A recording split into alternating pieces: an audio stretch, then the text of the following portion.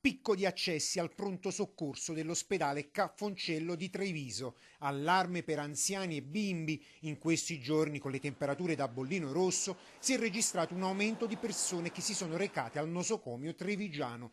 Gli anziani, quelli maggiormente più esposti alle alte temperature e che hanno fatto ricorso alle cure dei medici del pronto soccorso. Situazione non allarmante per il momento, ma costantemente monitorata. Oggi, ad esempio, in città si sono sfiorati i 36 gradi, anche se la provincia più calda del Veneto è stata Rovigo. Più sincopi, qualche aritmia sopraventricolare perché appunto la gente beve poco e quindi insomma soprattutto quelli che hanno già altre patologie polmonari o cardiache sono più facilitati ad avere qualche insomma, evento acuto.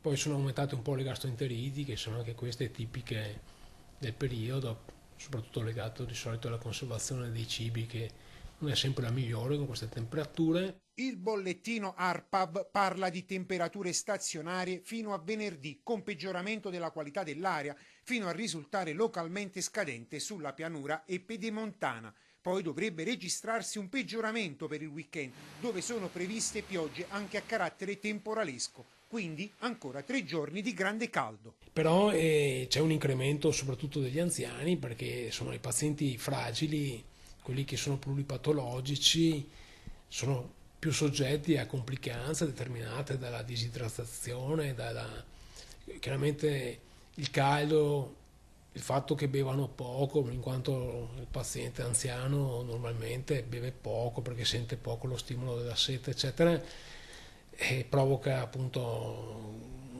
può complicare complicanze di tipo respiratorio, cardiaco.